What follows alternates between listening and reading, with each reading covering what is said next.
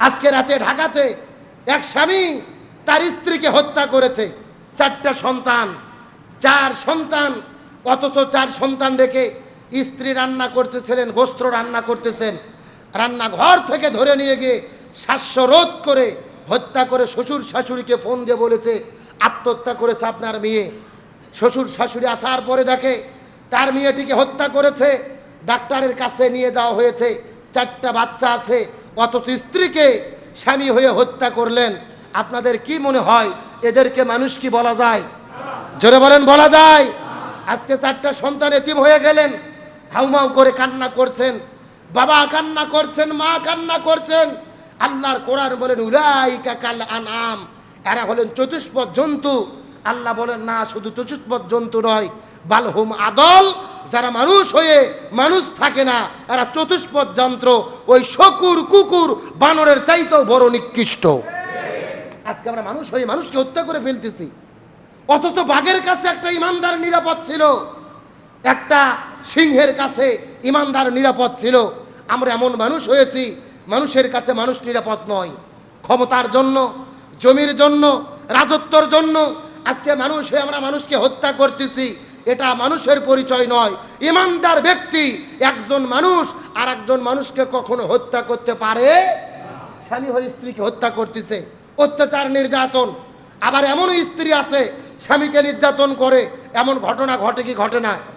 কিন্তু বাংলাদেশে নারী নির্যাতনের বিচার আছে, পুরুষ নির্যাতনের কোনো বিচার? কথা কন না, পুরুষ নির্যাতনের কোনো বিচার? কালচারাল অফিস আর অফিস করতেছে, অফিসের ভেতরে বউ যাইয়া স্বামীকে এমন ধরে পিটাচ্ছে, একেবারে প্যান্ট শার্ট খুলে ফেলছে, তাও মায়ের বন্ধ হয়নি। 3 জন পুরুষ যায় তাকে আটকাতে পারেনি। বলেন তো এটা বউ না দাজ্জাল? কথা কন না গা, এরা বউ নয়, মানবরূপী দাজ্জাল। স্বামীকে অফিসে যেয়ে পিটাচ্ছে, ঘরের মধ্যে কি করে আল্লাহ ভালো জানে। কথা কন না গা। আজকে বাংলাদেশের 90% পুরুষেরা স্ত্রীর কাছে নির্যাতিত, কিন্তু নারী নির্যাতন হওয়ার আগেই মামলা হয়, আর পুরুষও ডাইরেক্ট ধরে পিটালেও থানাতে মামলা নেয় না। তার মানে বোঝা গেল নারী নির্যাতনের বিচার আছে, পুরুষ নির্যাতনের কোনো বিচার। আমরা সরকারকে বলতে চাই, ডক্টর মোহাম্মদ ইউনূসকে, এতদিন দেশ পরিচালনা করছে মহিলা, তারা যা আইন করছে করুক, আপনি যেহেতু রাষ্ট্র পরিচালনা করতেছেন এখন একটা আইন করেন যাতে পুরুষ নির্যাতনের বিচার বাংলাদেশে হয়। কথা কন না গা। আজকে আমরা পুরুষেরা পুরুষ হওয়ার পরেও নির্যাতিত, কিন্তু বিচার নাই। এই জন্য বলতে চাই, একটা স্ত্রী যদি ভালো হয় পরিবারটা জান্নাতের সুখ চলে আসে, আর স্ত্রী যদি খারাপ হয় ওই পরিবার পৃথিবীতে জাহান্নাম। আপনার স্ত্রী চাইলে আপনার ঘরটাকে জান্নাতের সুখ বয়ে আনতে পারে, আবার ওই স্ত্রী যদি চায় পরিবারে জাহান্নামের আবহাওয়া বয়ে আনতে পারে। এই জন্য একটা মহিলাই ঘরের রমণীই পারে পরিবারে শান্তি আনতে। এখন সেই শান্তি আপনি কেমনে পাবেন? কোরআন হাদিসের শিক্ষা যদি না থাকে, ডিজিটাল মেয়ে যদি হয়, বিপদ আছে না নাই? ও সারাদিন ফোন টিপবে, টিকটক ভিডিও করবে, আপনার কোনো ধান্দা নাই। এই জন্য শান্তি যদি পেতে চাই, ঈমান আনার পরে আমাদের সর্বপ্রথম লাগবে কার কাছে ফিরে আসতে হবে? কোরআনের কাছে। প্রথমে বলেছিলাম কার কাছে? শান্তি এবং মুক্তির কিতাব হলো কোরআন। আর ঈমানের অন্যতম বিষয় হলো আল্লাহর প্রতি বিশ্বাস, রসুলের প্রতি বিশ্বাস, এরপরেই হলো আল্লাহর কোরআনের প্রতি বিশ্বাস। যারা কোরআনে বিশ্বাস করে না, যারা বলে কোরআনের সাথে রাজনীতির সম্পর্ক নাই, শরিয়া আইনে বিশ্বাস করি না, এরা মুসলমান থাকতে পারে? তার কারণ আল্লাহকে বিশ্বাস করাও যেমন ঈমান, রসুলকে বিশ্বাস করাও যেমন ঈমান, কোরআন হাদিসকে বিশ্বাস করাও তেমন। আপনি আমি মানতে পারি না, এটা ব্যর্থতা। কিন্তু আমি যদি বলি যে কোরআন বিশ্বাস করি না, ঈমান থাকবে? আরে ভাই, কোরআন ঈমান অত্যন্ত বিশ্বাস করা। আপনি বলতেছেন শরিয়া আইনে আমরা বিশ্বাস করি না, আপনার বিশ্বাস নাই, তার মানে আপনার ঈমানও।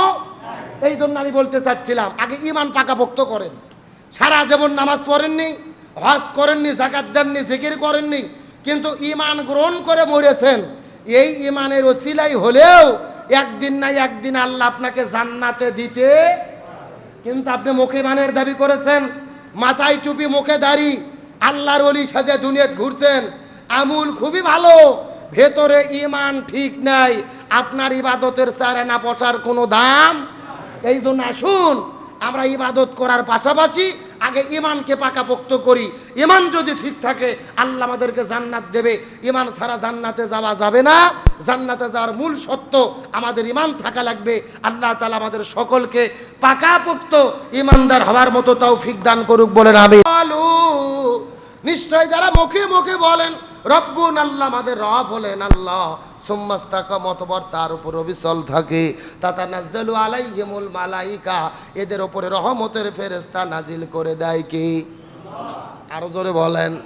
এই জন্য আল্লাহর কোরআন বলেন আমিনু, তোমরা ঈমান গ্রহণ করো, কামা আমানান নাস, মানুষেরা যেমন ঈমান গ্রহণ করেছে। এই মানুষ বলতে হযরত সুমাইয়া রাদিয়াল্লাহু তাআলা, তার ছেলে হযরত আম্মার ইবনে ইয়াসির রাদিয়াল্লাহু তাআলা। ঈমান কাকে বলে বোঝার চেষ্টা করবেন। আমার নবীজির একজন সাহাবী হযরত সাদ বিন আবি ওয়াক্কাস রাদিয়াল্লাহু তাআলা, আমার নবী সাদ বিন আবি ওয়াক্কাসকে জিহাদের ময়দানে পাঠাইলেন।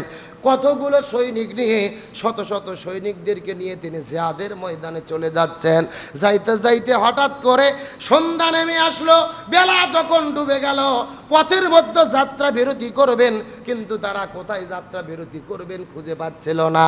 অনেক দূর থেকে দেখা যায় সুন্দর একটা বন দেখা যায়, জঙ্গল দেখা যায়, সুন্দর একটা বাগান দেখা যায়। কিছু সাহাবীরা পরামর্শ দিলেন, এ নবীর সাহাবী, ওই যে দূরে আমরা একটা বন দেখতে পারি, সুন্দর গাছগাছালি দেখতে পারি, ওই জায়গার মধ্যে যদি আমরা চলে যাই, রাত্রিটা সুন্দর করে জীবন যাপন করতে পারবো। হয়তোবা বাগানের ভেতরে সুন্দর সুন্দর বাতাস প্রবাহিত হবে। মরুভূমির মধ্যে থাকা বড় বড় বিপদ হবে। আমরা ওই জঙ্গলের মধ্যে যেতে চাই। হযরত সাদ বিন আবি ওয়াক্কাস রাদিয়াল্লাহু তাআলা সাহাবীদেরকে সঙ্গে করে নিয়ে যখন ওই জঙ্গলের মধ্যে চলে গেলেন, ওই বনের মধ্যে যাওয়ার পরে দেখে ওই বনের ভেতরে হাজার হাজার হিংস্র পশু পাখি দেখা যায়, হাজার হাজার বাঘ দেখা যায়, হাজার হাজার সিংহ দেখা যায়। হিংস্র পশু পাখি দিয়ে বন জঙ্গলটা চতুর্দিক থেকে ঘেরা। সাহাবীরা বলা শুরু করলেন, এখন তো আমরা বড় বিপদের মধ্যে পড়ে যাব। এই জঙ্গলের ভেতর থেকে আমরা মনে হয় আর বের হতে পারবো না, বিপদের মধ্যে পড়ে যাব। এখান থেকে আমাদের মুক্তি পাওয়ার উপায় কি? এমন সময় হযরত সাদ বিন আবি ওয়াক্কাস রাদিয়াল্লাহু তাআলা ওই জঙ্গলের ভেতরে সুন্দর করে একটা মঞ্চ তৈরি করলেন। গাছের কাঠগুলো কেটে উঁচু করে একটা মঞ্চ তৈরি করলেন। ওই মঞ্চের ওপরে তিনি দাঁড়িয়ে গেলেন। হযরত সাদ বিন আবি ওয়াক্কাস ওই মঞ্চের ওপরে দাঁড়িয়ে চিৎকার করে ঘোষণা দিয়ে ডাক দিয়ে বললেন, এ বনের পশু পাখি, মনোযোগ দিয়ে শোনো, আমি তোমাদেরকে ঘোষণা দিয়ে বলি, এই বনের ভেতরে যেই মানুষগুলো আজকে এসেছে, এই মানুষগুলো কিন্তু যেন তেন মানুষ নয়। এই মানুষগুলো হলেন নবীর সাহাবী। নবী বলেছেন as-সাহাবাত কান নুজুম, সাহাবীরা হলেন আকাশের নক্ষত্র সমতুল্য। এ বনের পশু পাখি শুনে নাও, এই যে মানুষগুলোদেরকে তোমরা দেখতে পারো, এই মানুষগুলো হলেন আমার নবীজির সম্মানিত সাহাবী। এই নবীর সাহাবীদের সঙ্গে বেয়াদবি করবা না। এদের উপরে আক্রমণ করা তো দূরের কথা, এদের সঙ্গে বেয়াদবি হয় এমন কোনো কাজ তোমরা খবরদার করতে পারবা না। বরং আমি সাদ বিন আবি ওয়াক্কাস ওই নবীর পক্ষ থেকে আমিরের দায়িত্ব পেয়ে এই জায়গার মধ্যে এসেছি।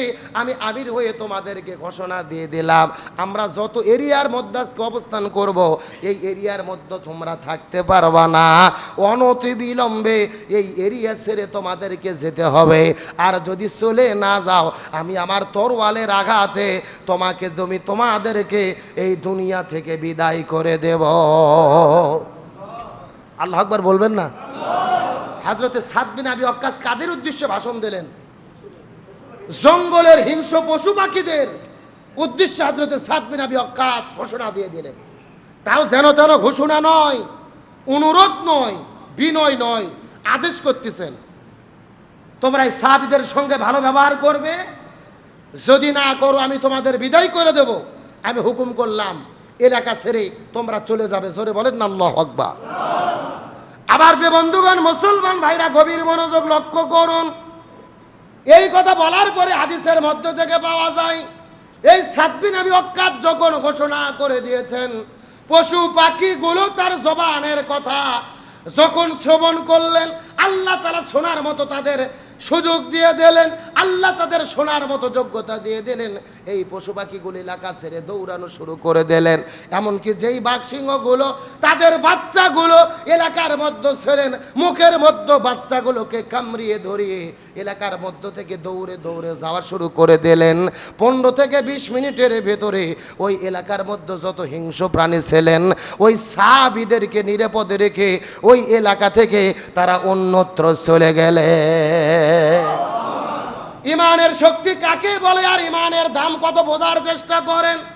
এই জন্য আল্লাহর কোরআন বলে না, আমিনু, তোমরা ইমান গ্রহণ করো কামা আমানান নাস, ওই সমস্ত ইমানদারদের মতো যারা ইমানের বলে বলিয়ান ছিলেন, যারা সত্যিকারের ইমানদার ছিলেন, শুধু মুখে মুখে ইমানের দাবি করে নাই, প্রকৃতপক্ষে তারা ইমানদার ছিলেন।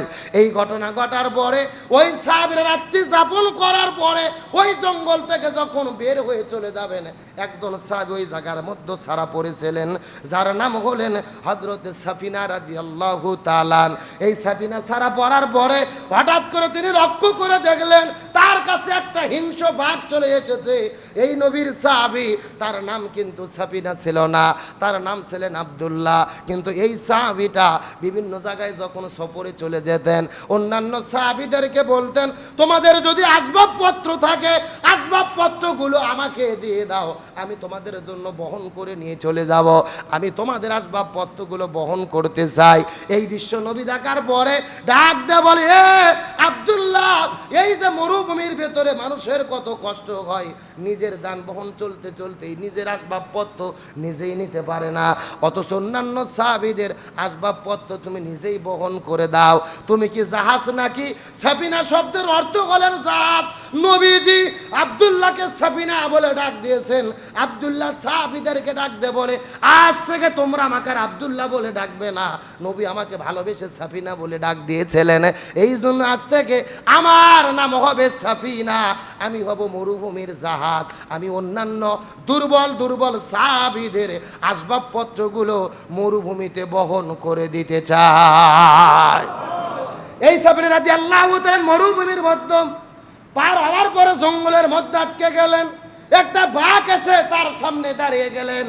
সাফিনা রাদিয়াল্লাহু তাআলা ওই বাঘটাকে ডাক দিয়ে বলেন, এ বনের সিংহ বাঘ, মনোযোগ দিয়ে শোনে নাও, খবরদার খবরদার, আমার সঙ্গে বেয়াদবি করতে পারবে না, আমি তো যেন তেন কোনো মানুষ নই, আমি হলাম নবীর সাহাবী, শুধুমাত্র আমি নবীর সাহাবী, এই জন্যই তোমাকে ছেড়ে দিতে হবে না, বরং আমার কাঁধের ওপরে যতগুলো আসবাবপত্র দেখতে পারতেছ, মাল সামানা দেখতে পারতেছ, এগুলোর মালিক কিন্তু আমি একা না, আমি বিভিন্ন সাহাবীর মাল সামানা আমি বহন করে নিয়ে যাই, সুতরাং খবরদার তুমি আমার সঙ্গে বেয়াদবি করতে পারবা না। এই সাফিনা যখন কথা বলেছে, সঙ্গে সঙ্গে হিংস্র বাঘ তার দিক থেকে চেহারাটা ফিরাইয়া নেজটা গুটাইয়া তার পায়ের কাছে যে পড়েছে। সাফিনা রাদিয়াল্লাহু তাআলা যত দূর হেঁটে হেঁটে যাওয়া শুরু করলেন, পেছন দিক থেকে এই হিংস্র বাঘটা হেঁটে হেঁটে হেঁটে হেঁটে যাওয়া শুরু করলেন। সাফিনা জিজ্ঞেস করে বলে, আমার পিছে কেন তুমি হেঁটে হেঁটে চলে আসো? আল্লাহ তাআলা প্রাণের জবান খুলে দিয়েছেন, তিনি ডাক দিয়ে বলেন, আমি তোমাকে ভয় দেখানোর জন্য পিছে পিছে যাই না, বরং যতদিন তুমি জঙ্গলের মধ্যে হেঁটে যাবে, আমি তোমার নিরাপত্তা দেওয়ার জন্য আমি তোমার পিছে পিছে এই জঙ্গলের শেষ মাথা পর্যন্ত যেতে চাই। লিল্লাহি তাকবীর।